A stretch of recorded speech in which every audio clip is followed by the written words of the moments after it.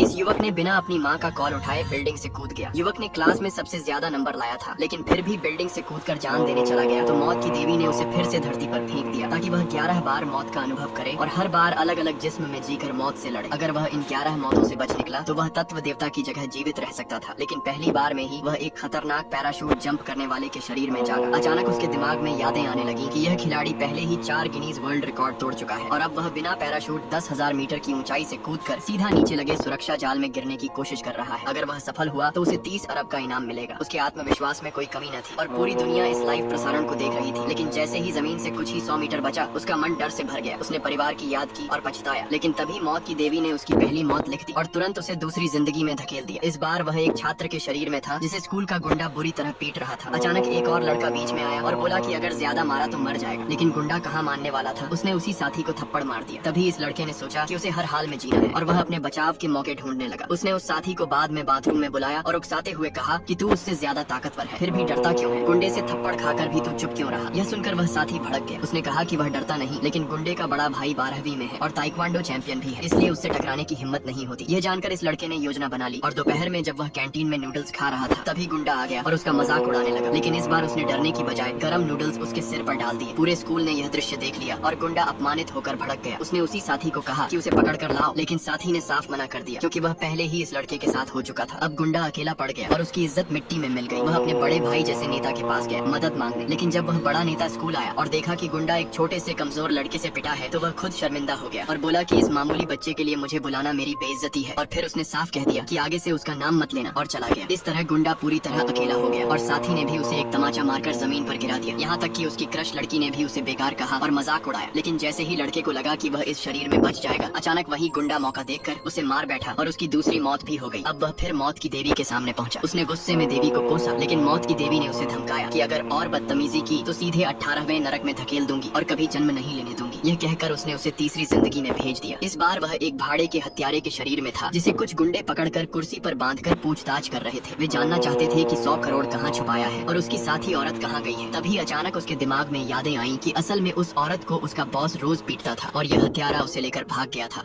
और जाते जाते बॉस के पैसे भी ले गया था और अब वही बॉस उसे ढूंढ रहा था। तभी एक भारी हथौड़ा उसकी ओर आया, लेकिन इस बार उसने फुर्ती दिखाकर दुश्मनों को मार गिराया और हत्यारे की सारी कला उसके शरीर में उतर गई। अब वह और ज्यादा ताकतवर हो गया। उसने सबको खत्म करके मोटरसाइकिल उठाई और भागकर उस औरत से मिला और बोला कि पैसा बंदरगाह पर छुपाया है, लेकिन जैसे ही उसने पीछे मुड़कर देखा उस औरत ने उस पर ही बंदूक तान दी। वह समझ गया कि अब तीसरी मौत तय है और जैसे ही गोली चली वह फिर से मौत की देवी के सामने था।